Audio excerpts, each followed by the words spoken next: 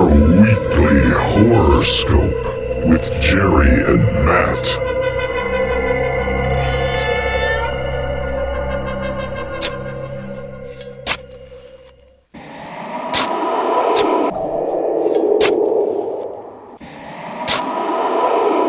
Hey, good evening, horror fans. Welcome to another edition of the Weekly Horoscope.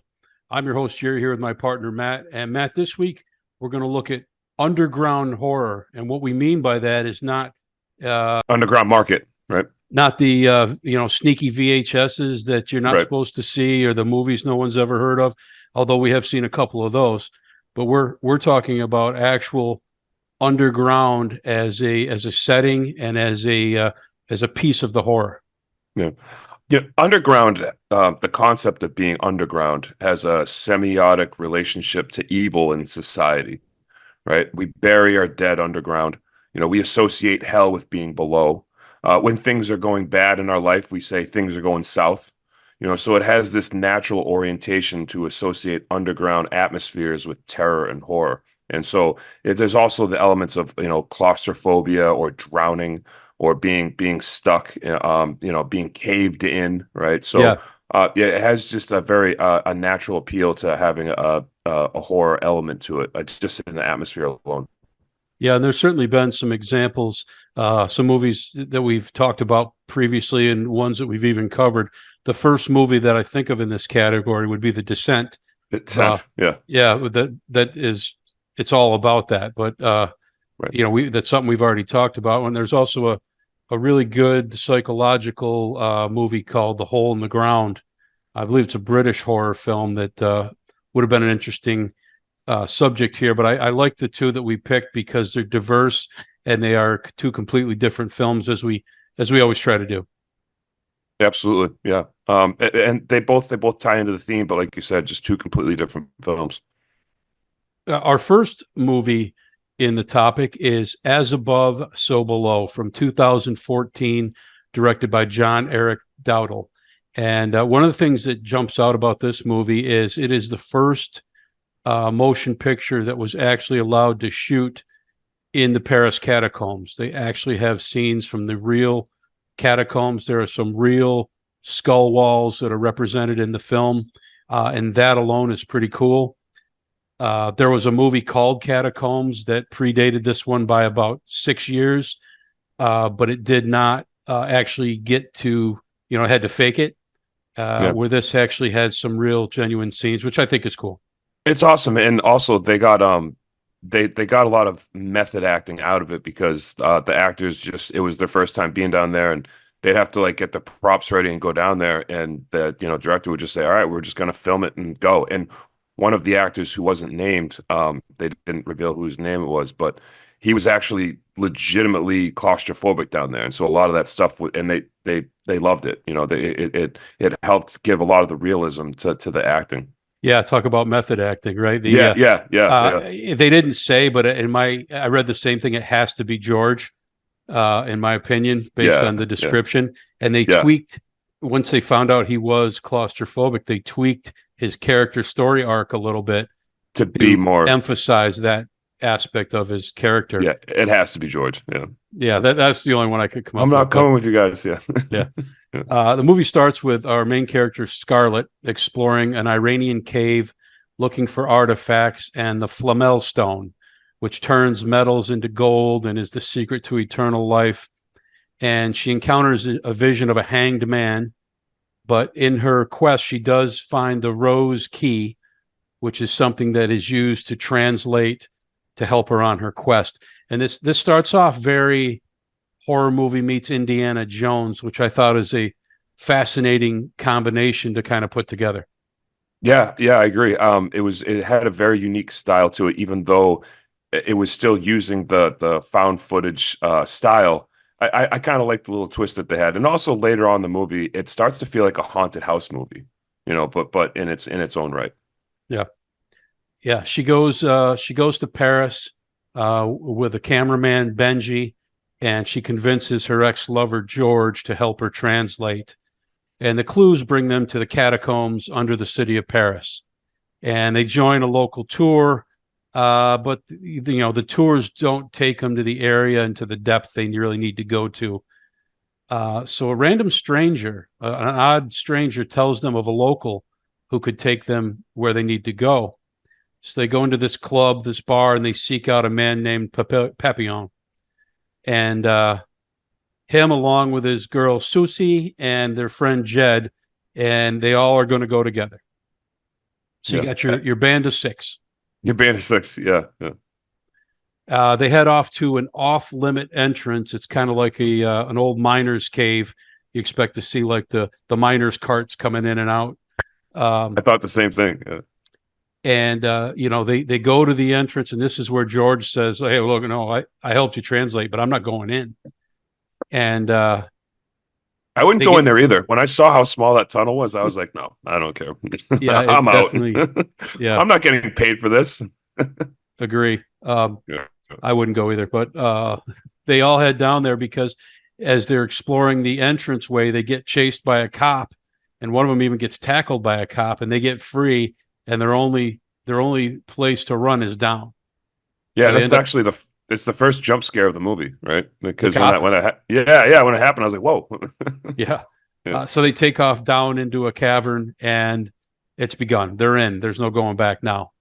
They encounter a chanting cult, which includes the strange woman who gave them the indication before to go find Papillon. And what I read that the actors weren't aware of the chanting cult. They had actually planted those actors for the chanting cult to be there, and that was kind of like that was a surprise element for the actors. Like, listen, you're gonna go in there, do your scenes, do your thing. And when they came across that, it was kind of like another like they wanted to like invoke this like method acted thing. Like they weren't gonna be aware that they were there. Yeah. Yeah, and I'm not a timid person by nature. Mm-hmm. I feel like as soon as the chanting cult came up, I would take my chances with the cop. Like, sir, you were looking for me? Yeah. Right. There's also these people back here. Like, yeah. As long as you're busting people, a bunch of wackos down there. Yeah. Papillon refuses to go down one tunnel, saying it is evil, it's bad, and they lost a friend there once, La Taupe, who disappeared over a year ago. So instead, they climb through the bones into a small passageway. They're just climbing over, crumbly, brittle bones. Yeah. And it's weird. Claustrophobic, dark, and just there's dead bone. Yeah, the whole thing is just And the cameraman, Benji, gets stuck. And he's starting to panic, hyperventilate a little bit. They finally pull him out as the area collapses. Which my only issue with that scene was it is almost a dead cut from The Descent. The exact same thing happens in The Descent. I couldn't stop thinking of The Descent like half of this movie. Like it's such a standard, It is. And you don't have to copy, direct scenes. And of course you're in caves. Yeah. I think getting stuck is kind of a natural fear enhancer, but it was just so dead, person stuck, they start hyperventilating, they pull them out right as the tunnel collapses. It's exactly the same.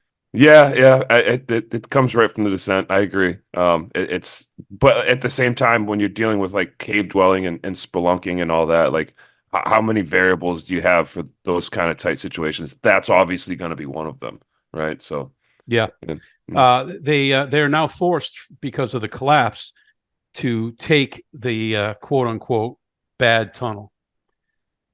Yeah. They go down this bad tunnel, and George finds an old piano that eerily matches one he has as a kid.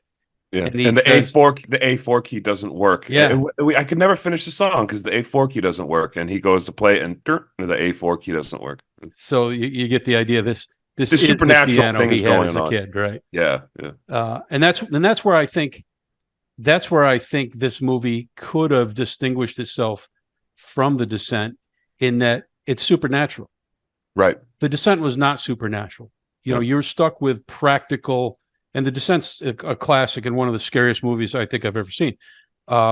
This is a completely different film than that. They didn't need to use their tropes, because it is a supernatural film, and it opens itself up to all different kinds of things that The Descent couldn't do. Yeah, I think the direction they had, the potential for the direction they had with this movie was very unique. And I think they missed the mark with a lot of things, but I think they had the right idea. I think, I was going to say this at the end, but I think it starts on a track that's very interesting, a combination of genres that is really, what are they going to do with this? And then I think as they got farther into about 2/3 of the way, I think they start to stumble and they just start throwing everything against the wall and seeing what sticks. Yeah, agreed. Yeah. But, that said, there's definitely some worthwhile parts of this movie. Oh, for sure. A phone is ringing in the depths of this bad tunnel. Another supernatural element, of course. There would be no live phone line you wouldn't expect. And of course, there's a little like occasional table, like a hallway table with a phone on it. And I thought that was pretty cool. Like they're in the cave, and all of a sudden you hear this old school phone ringing. Yeah, like I was like, yeah, that's what I mean. They had opportunities because of this supernatural in this throwback to different parts of your life thing that they made their own thing. Like go with that. Yeah. Scarlett answers the phone, and there's a man's voice on there, and they come and tell her to hang up. And Lataupe, the guy that's been missing for over a year, shows up and tells them the only way out is down. So they go down a deep well. They kind of shuffle themselves down with a rope. Benji falls and slides down the rope, burning his hands on the rope, cutting his hands. Another exact scene from The Descent. Yeah. At that point, that's when it bothered me. I'm like, all right, the first one I'll give you now. 2 in 10 minutes. Come on. Yeah. They enter an echo chamber. There's their voices. It's like a warble. Like they can't hear right. They can't. It's almost like they're underwater. Like what it sounds yeah. like to hear something underwater. Yeah. They come out and they find a tomb with a preserved knight, a guy who's been dead probably 300 years, but whose body is intact. I wrote knight in my notes too, so I'm glad that's how you perceived it. I was like, it's it was like a Templar knight. Like Templar, something like that. Yeah. There's more clues in the room, and Scarlett looks, and there's a stream of water, but it goes under rock, and she sees light, of all things. So she swims under and comes up in a lighted room that has the stone they're looking for, as well as walled off gated rooms full of treasure, gold, trinkets. Very Indiana Jonesy, right? Very much so, yeah. Or Bugs Bunny. It made me think of Bugs Bunny too for some reason. Yeah, DuckTales or something. So she takes the stone, takes it out of the wall, and the locals, meanwhile, all they care about is the treasure. They don't care about her archaeological quest. Yeah, this was a trope that kind of annoyed me too. Like they're on this like the horrifying quest, and they're going through all these horrific things, and they see gold, and everyone loses their mind. Like, oh, we gotta have it. We gotta stuff our pockets with it. And I was like, oh. And the gates are a trap. As soon as they break through the gates to get to the treasure, the ceiling collapses on them, burying Lataupe. Susie gets injured, but Scarlett uses the stone to heal her, and we start to think, wow, there may be some truth to this alchemist stone that she's been searching for. They find a passage, and they go down even deeper. And the passage says, and George has to translate, "Abandon all hope, all ye who enter." But they go anyways. And they end up in the same room, upside down. Gravity is completely reversed. It's the exact same room, but they're and they started all over again. Or an exact replica. And then the hole's covered up. The passageway is gone, so there's no going back the way they came. So you mentioned the supernatural, like there's unexplained phenomena throughout their journey, which I thought was really the cool part of the movie. Again, I think that's what they should have focused on. Yeah, they had it. They had it, and then they kind of fumbled it. They swim back. They go back through the water, and they're back in the room with the dead man, with the knight, and Lataupe, who was crushed under all those rocks, is there and is fine. And in fact, as they emerge, he grabs Susie and smashes her on the rocks, killing her.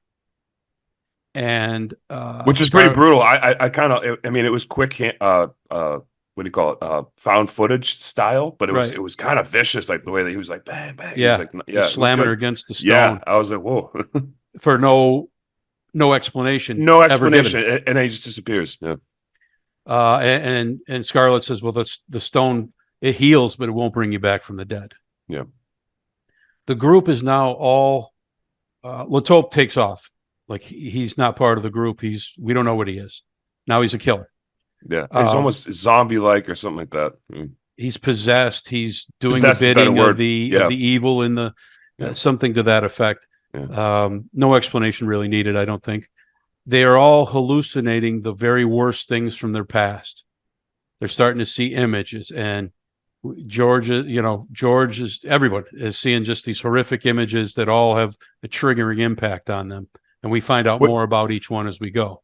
And it's kind of interesting because for like in the legend for the Holy Grail, in order to find the Holy Grail, you have the original story, you had to go into the darkest part of the forest to find it. So you had to confront your darkest fears in order to find the Holy Grail. Right. And so they're almost using that trope with this, which I thought was interesting. Right. There's a similar, as they get to the conclusion, there's a similar kind of revelation that they have to go through to survive. Yeah.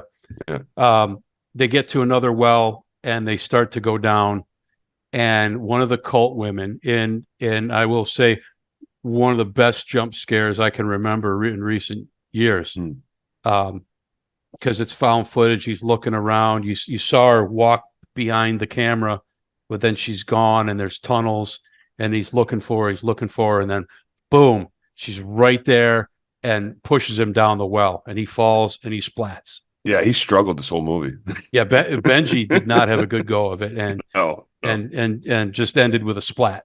Yeah, but that was a good jump scare. I thought it was a scene leading up to it, and then a really good jump scare with a good, not good for Benji, but a good horror movie conclusion. Yeah, agreed. They climb back through the bones, and we see within this tunnel a flickering flame from a car that's on fire, and Papillon is pulled in by the burning person. The burning person is almost in a shape-shifting form, and they reach out, and he can't get away, and they pull him into the car, and he's consumed by the fire.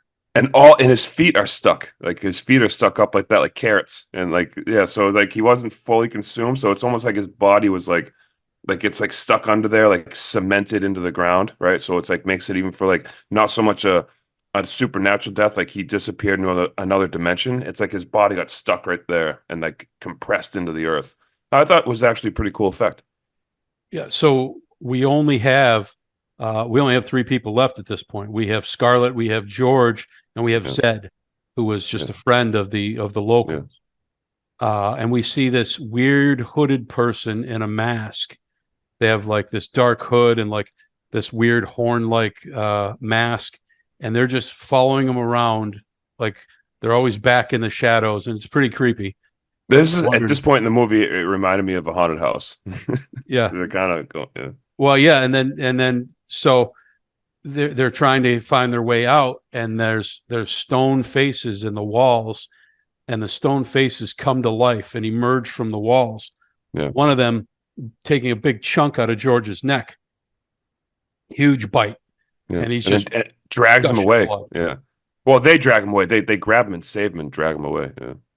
And so Scarlett tries to use the stone to heal George, and it's not working. And she realizes stone is false. And I'm thinking, well, but it worked on Susie. Was that a trick of the supernatural to make you think you had the right stone? I thought about that too, and I couldn't wrap my brain around it. Just felt like a plot hole. Yeah, and it might have just been a trick. Yeah. I'm giving them the benefit of the doubt that it was a trick. Yeah.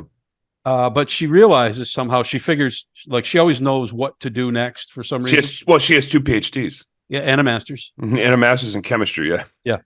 Which is interesting that she has a master's in chemistry, because alchemy was actually the leading study that led into chemistry. So without alchemy, we never had chemistry. So all the alchemists started learning, like that's how we have modern chemistry this day, is because of alchemy. Yeah. So she's smart. I know that, I get that she's smart, Right, but right. like she realizes she has to return this. It's a false stone, and she has to return it to where she found it to see the truth. So that means going back through everything they just got out of. But she goes alone, and this time she's running. Now she knows where she's going, so she's at a full sprint. But she runs back, and there's hands grabbing at her, mouths biting at her. The water that she went through is now blood, but she makes it back. And she puts the stone back in the little hole that it came out of, and she's waiting for this revelation, and all she sees is a mirror. And she stares at herself. She's covered in blood a little bit, and she realizes that the power is within, which right there, I'm like, what? Well, yeah. Have you ever seen Kung Fu Panda? I have not. The dragon scroll from Kung Fu Panda. It's this famous scroll, and he finally gets it. You know, the panda gets it, and he opens the scroll, and it's a mirror. It's like, oh, the power of the dragon scroll is within you. Yeah, I thought the same thing. I kind of chuckled. I was like, oh my God, they're doing the Kung Fu Panda thing. Yeah, I'm like, well, this makes no sense. Yeah. If that was true, she didn't need to quest for any of this stuff. She already had this ability. I know. She takes off, and she sees the hanged man again, and she pulls the hood off, and it's revealed to be her father. And she apologizes to her father for not answering his phone call the night he killed himself. So apparently, you fill in the blanks here. That phone that rang was him. Yeah, yeah. And her guilt. Why won't you talk to me? Why won't you talk to me? Yeah. Her guilt is he was hurting. He reached out. She didn't answer, and never had another chance to talk to him. So she apologized and was sorry. So she gets out of there, and that's kind of her big confession, if you will. She gets back to George and heals him with a kiss. Okay. Now we're Disney princess movie. Yeah. I'm sorry. I left you in that Turkish prison, and I never loved you the way I should have. Here's a kiss. Yeah. Yeah. So she tells George and Zed that they have to confess their worst deeds to get out. And George tells us that when his brother drowned as kids, he left him and said, I'll come back with help. And he never made it back. He tried, but it's always haunted him that he failed. Zed, we find out, has a child that he denies and claims to know nothing of his existence. And that's his big confession. And so Scarlett says, okay, let's go. And they jump into an open well. Just jump. And we saw what happened to Benji. But that's what I was thinking. It's called she knows. A genuine leap of faith. Yeah. She has figured this whole thing out. She knows. So they jump and they land safely. And in a kind of a cool twist, this part I did think was a little bit cool. We know that since they've been underground, up and down have been inversed and have been changed. Yeah. They're in a spot, and there's a manhole covered beneath them. And they try plucking at it, and they realize they have to push it down to move. And as they push it down, the manhole comes up in the streets of Paris. Yeah. They climb down and emerge up in the streets of Paris. Yeah. Safely. Yeah. So they were completely inverted at this point, and gravity worked opposite for them. But stepping through the manhole rectified everything back to normal. Yeah. I mean, but that explains like jumping down that hole and them surviving and everything like that. But yeah, it was interesting when they couldn't lift the manhole, but then they figured to just push down, because I couldn't even lift the manhole. I'm like, well, I mean, yeah, you need like a crowbar for that. Now, if gravity's helping you, right? That's gravity true. was half helping them, but half working against them on the other side. So it's one of those things that's hard to get your mind around of. But I thought it was an interesting. It was cool. It was cool. Yeah. I think overall, the movie had some good ideas. It was cool that they actually filmed in the catacombs, which is a creepy place. Yeah. I know it has historical significance, but I'm sorry, that's just a creepy place. it'd be hard to film there. Like you'd have to you'd have to convince me to like My two complaints: the acting was good, the effects were good. My two complaints were too derivative for a couple of things from The Descent, and that some of the plot just seemed like they couldn't figure out what to do, so they just made something up that didn't really make sense.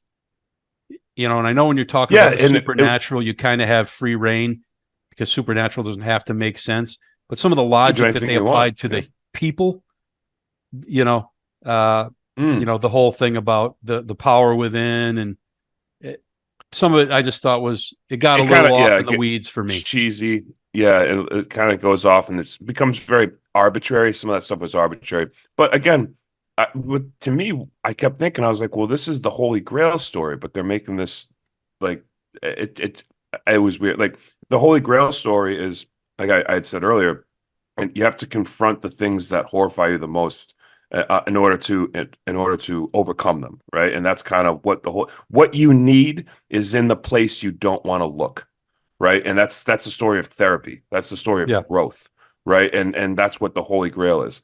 And that's what they used that for this story, but they made it something else, and it just kind of yeah. it was all over the place to me. That's what I'm trying to say. I agree completely. If you just told me, hey, a female Indiana Jones in a horror take in the Paris catacombs among the real dead, I'm like, that sounds amazing. Cool. And it had Yeah. some really cool parts, but there was some They misses too, twisted some unnecessary stuff in there, got convoluted, and they kind of lost me at moments, but there was definitely some cool moments. for sure. Yeah. Our second film in underground horror is The Pope's Exorcist from 2023, directed by Julius Avery. And this is a fairly new film starring Russell Crowe, and it is actually based on the memoirs of the real Father Gabriel Amorth, who was the Vatican's chief exorcist for many, many, many years. And he actually wrote books, and I didn't know that until I saw this movie this past week. And I have to read these books. I really want to check them out because it sounds really interesting.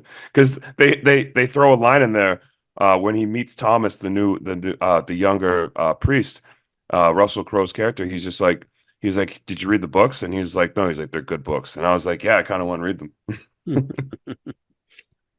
So we start in 1987 in Italy. Again, Father Gabriel Amorth, the Vatican's chief exorcist, visits a seemingly possessed young man, and he's very. You can see the man's arrogance and confidence in what he's doing. He's almost nonchalant in his approach to these situations. Kind of wisecracking a little bit, you know. Yeah. Yeah, he specifically starts mocking this demon, and he goads him into possessing a pig that they bring into the room. Well, you And know, this is also part of the Bible, right? So this is a parable in the Bible when Jesus comes across a possessed man and they ask who the name of the demon is. He says, "We are legion," and he commands them to leave the man and to go into the pigs, and then the pigs jump off a cliff, right? So that's actually kind of right out of the Bible, and they use that for the scene. yeah, he's mocking the demon, saying, you're no demon. You couldn't even possess this pig." And he's like, "I'll show you." And Yeah, the spirit jumps from the boy to the pig, and they immediately shotgun the pig in the head, yeah, and he's dead there in the room. yeah. It's a modern version of something from the Bible. Yeah. It was a pretty interesting opening scene. It's like, okay, Yeah. this has potential. This movie was a lot of things mashed into one.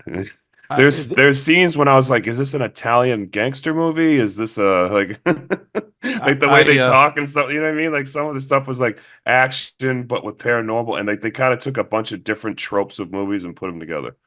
We talk about the two movies being vastly different. In my notes, that is actually the one thing that the one thing that I note the similarities of, that they take unique premises and Mhm. then kind of muddle them up with a little bit of everything and kind of miss the mark Yeah, where they had great potential. yeah. We cut to Spain and some Americans. Julia and her kids, Amy, the stereotypical rebellious teen, I said the same thing when I was watching the movie. I was like, does every teenager have to have does every teenager have to be rebellious? Like, can't they just have a movie where the teenager is perfectly well behaved? Yeah. Yeah. Well, good kids don't make for interesting stories, I guess. I guess, but I mean, they could if you write it well.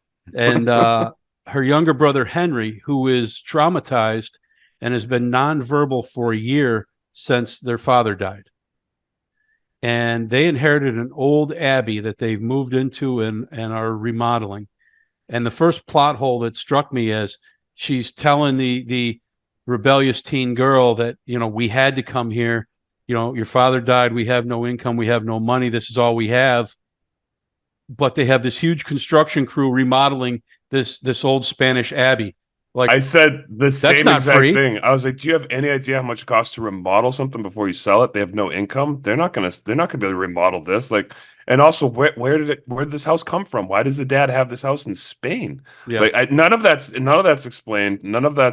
it makes sense. Didn't make a lot of sense there. But Yeah. there's this strange knocking around the house. Sounds like bad pipes or something more sinister. And the workers There's find nothing more sinister than bad pipes. Yeah, probably so. The workers find a hidden room in the basement and they light a match to look through it, and it ignites. The flame ignites it. There's like gas in the room, and some workers are injured, and they're like, "We're out of here. We can't do this anymore." Yeah. So they bail. And whatever was inside that room that they opened up, we see Henry now rolls his eyes into the back of his head and starts growling, and he starts speaking, and they wish he didn't, because he speaks with a evil growl telling mom and sister that they're all going to die. Yeah. And then he digs his nails into his own eyes and face and starts scratching. Yeah. Yeah. And I thought, okay, this has potential. Yeah. So they take, of course, automatically, first thing you do, let's go for an MRI. Reagan in The Exorcist got an MRI. We should get an MRI. I get one if I have pain in my shoulder, so I get it. But I have insurance and I use it. I want one of these movies to have somebody go in for an MRI, and there's like a picture of a little devil inside their brain. They're like, aha, now we know what it is. Hold that thought, Jerry. We might do that. The MRI is clear, of course, and he's diagnosed with a psychosis. They give him medication. The old same thing, the old stereotype. Yeah, it's very derivative. Yeah. Back at the Abbey, he starts grabbing his mom's breasts and saying, "Bring me the priest." It's like it's a little uncomfortable, actually. Yeah, it's pretty cool. It's pretty cool. They bring in the local priest Tomas, who this is kind of a funny scene.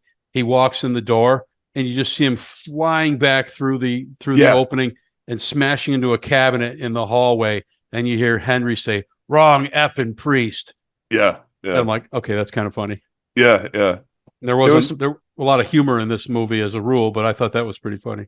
No, there wasn't, but it's very subtle. Like Russell Crowe's character has he's witty with his like sarcastic jokes that he has. Yeah. And at one point he tells Thomas, he's like, "Do you know any jokes?" And he's like, "No, why?" He's like, "Because the devil hates them." Like, you got to be witty and annoying, right? You know, but he does it in this very dry pan manner.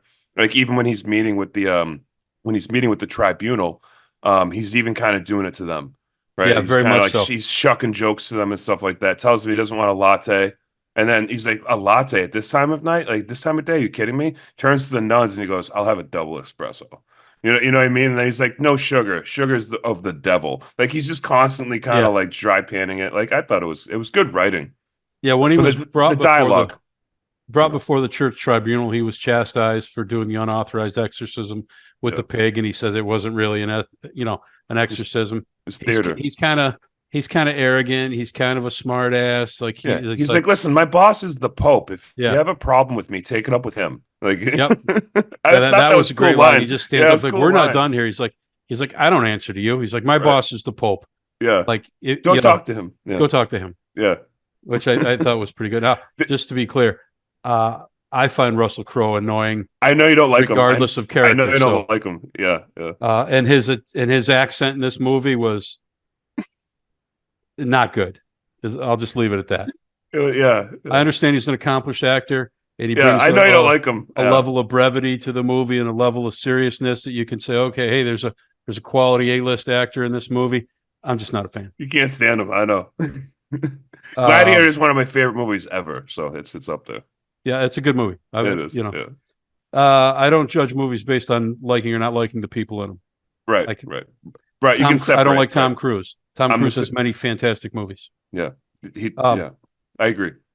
so he goes to see the Pope, who sends him to investigate the young boy in Spain. And he mentions that this place, this abbey, has given us problems before. And we're like, okay, something's going on here that nobody wants anybody to know about. So Amorth and Tomas go to the boy together, and he knows details about both of them coughing out a dead bird in a kind of a cool scene. And I guess the one thematic similarity between the two movies is that these people also have secrets that Yes. that has to be reconciliation. Confessed. Yes. Yeah. But that is another theme that kind of runs through both of these films. Yeah. Henry tells Amy that he is in hell, and then he phones her using the dead father's voice on the end of the phone. And these are, I don't want to say typical possession things, but they tend to be used. All you really look at is do you bring anything new and exciting to the possession world? Not every movie is going to be The Exorcist, but do you bring something new and exciting? The demon verbally attacks both priests. That movie, I just want to say, The Exorcist, that movie sets such a standard that it's almost impossible to have every Exorcist movie like this is just compared to it in my eyes when I'm watching it. I go back. It's like, yeah, what new? What did they bring new to the table? It's always That's on our tough. schedule in a couple weeks, so it'll be exciting to break down that classic. It's in my We'll get to that. Yeah. He verbally attacks both priests, pushing their buttons until Tomas snaps and starts choking him, and Amorth has to remove him from the room. Well, outside the room, Amorth realizes that he's like, this is about more than the boy, and he's like, you need to keep an eye on him. Can I trust you to just not choke him and keep an eye on him? But I'm going to start investigating the property. There's more than meets the eye here. Yeah. And so he leaves Tomas alone with the boy, and he goes out to check around the abbey and see what's this place is all about. Yeah, on a rainy, stormy night. Of course. He gets too close, Tomas does, to the boy, and the boy bites a piece of his ear off and spits it at him. Yeah. And then there's a major possession throughout the house. Amy is thrown from her bed and trapped in a closet, and Julia gets folded up in her bed and is trapped there. So everything's kind of hitting the fan at once. And Amorth is outside. He finds a deep well and starts investigating. And we find back at the Vatican, the Pope is actually pulling records on this property. And he starts looking through, and he finds it's all redacted. Like anything he needs is gone. Like somebody's hiding secrets at this place. So Amorth goes inside and he helps Tomas free the mother and sister. And he brings him outside to show him what he found. And they return to the well, and deep inside they find the seal of the Spanish Inquisition. And he says the well is also full of the bodies of those who did not convert. And I thought this part of the story was very clever, actually. I actually enjoyed it. I like how I like historical fiction. I like when they take elements of history and make up a new alternate timeline. I thought that was really cool what they did. At this point, the movie becomes a mix between The Exorcist and the Da Vinci Code. Yeah. It's that kind of a religious cover-up mystery type of thing. And I'm honestly, and I have some guilty pleasures, and this is one I'm a sucker for that stuff. I am. So they find, they know it was part of the Spanish Inquisition, dark time for the church. Deeper in, they find a tomb with the Vatican seal on it. Yeah. And it's like, okay, there was a massive cover up here. Amorth breaks through, and there's a small cage inside where a cardinal protector was left to keep an eye on the place. Yeah. And he's caged in, and Amorth tells Tomas he wasn't a prisoner. He chose to be here. The cage was to protect him from the spirits that surrounded him. Yeah, and there was one of them where he gets the book when he walks in there. He's like, there's one of the skeletons is like, this is the Indiana Jones stuff too, right? He walks in there's like one of the skeletons is up on the chair and he's got a book with him. And Russell Crowe's like, this is he like names who he knows who it is, and he's like, yeah, this is so and so. I forget the name. He's like, it was the greatest. He was the greatest exorcist of all time. Like it was Michael Jordan of exorcisms or something. Right? It's so And it's so cheesy, but I like that. I get into it. I'm like, yeah. and here happens to be his bones in a rocking chair reading a book. Yeah, perfect. Yeah. He's like giving up he's somehow Russell Crowe knows the backstory of everything that's going on. It's the same way with the last movie. Yeah. Right. Where Scarlett just knows everything at all times. She just has all the information. Now here, Russell Crowe is easily just is explaining to the audience everything that's happening historically. You know, it's funny. We picked these two movies, and they're completely different movies. But Yeah. it's amazing the number of parallels that we're finding in the stories. Yeah, it is. They find a letter from the cardinal explaining that the evil lives in the abbey. Satan resides there, and the friar who started the whole Spanish Inquisition was actually possessed by the devil, meaning the church had done the devil's work for years. Yeah, he says for centuries. Well, I don't think the Spanish Inquisition went on for centuries, but I know, but in the movie, he says for centuries, everything that happened after that was in the name of God, but done by the devil. And I was like, did he just say centuries? Like, I'm trying to do the math in my head. Yeah. So back in the house, Henry's having another attack, and they sedate him. On their journey, the two priests learned the demon's name is Asmodeus. Mhm. And they say, well, you always need to know the name. It helps you fight him. So before they go for the confrontation, they confess their deepest sins to each other. And we find out that Amorth let a mentally ill woman die due to his arrogance because he didn't think she was really possessed and just, that's a psychologist's problem. And he basically abandoned her and she killed herself. Yep. And she's kind of haunted him ever since. It's the same parallel with the last movie, right? Exactly. Yeah.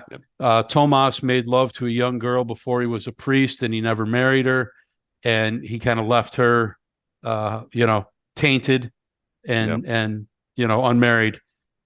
So they confessed this to each other, and cleansed, they resumed their exorcism. I've got to go to confession this week. Yeah. The boy tells them that God is not there.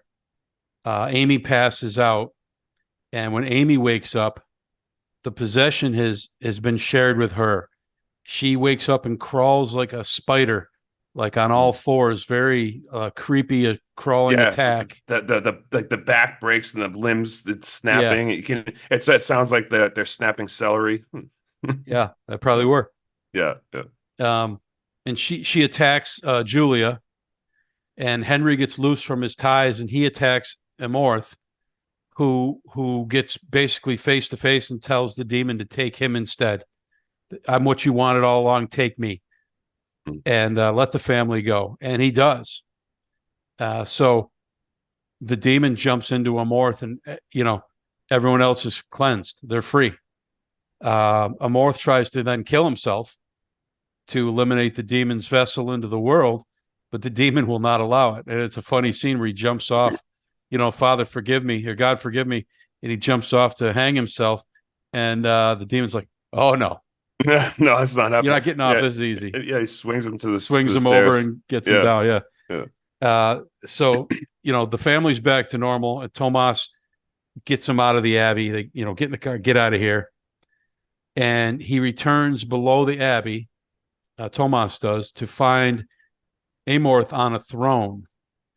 And there's visions of both of the women that they let down haunting the underbelly of the abbey. Now, when this part of the movie, this is why the movie to me was a lot of different things. This part of the movie felt like a video game cutscene. Now, I'm not trying to like diminish the movie, but maybe video games have gotten that good, but it just felt like a video game cutscene. Like you know what I mean? Like the Mm. final boss battle. Like, and it just kind of, that just felt, that's how it felt to me when I was watching. I was like, it just feels CGI type. Like it didn't feel like this scene fit the movie. Like it just kind of like accelerated into something that wasn't what it was previously. Well, I'm going to diminish the movie because at this point, I think it completely It's stopped cheesy. making sense. Yeah, it got you. Yeah, yeah. Right here's where it came unraveled for me because Yeah, same. All right, agreed. the Agreed. only thing that happens, like, all right, the two women are there. Now they're these bloody serpentine.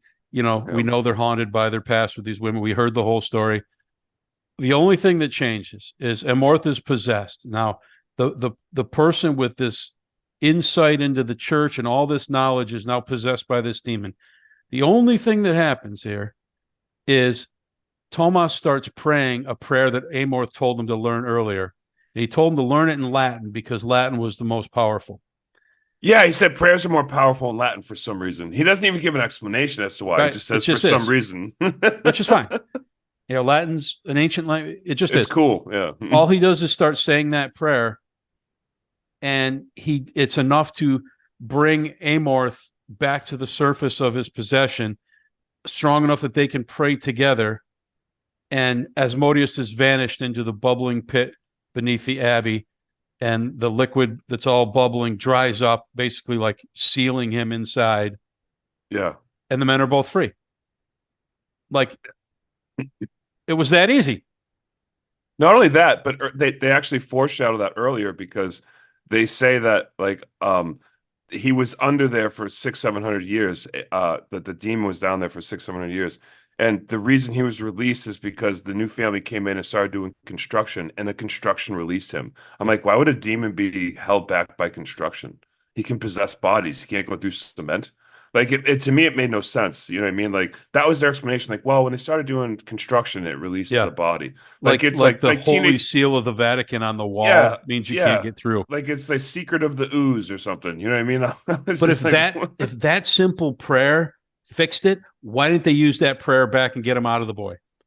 Like, this movie could have been 20 minutes long. yeah. Hey, Finn, this prayer yeah. works. Let's just use it. Okay, over. Yeah. At this I point, I'm know. like, they did a lot of good things. There were some interesting parts. At this point, I went, it's all hogwash now. Yeah, yeah. There was That's how I felt. some cool shots that they had. There was some funny dialogue this movie had. It has a cool action movie feel to it, but ultimately it flops a lot. And it does not deliver a lasting impact to where you're like, you have to see this movie. Like, Right.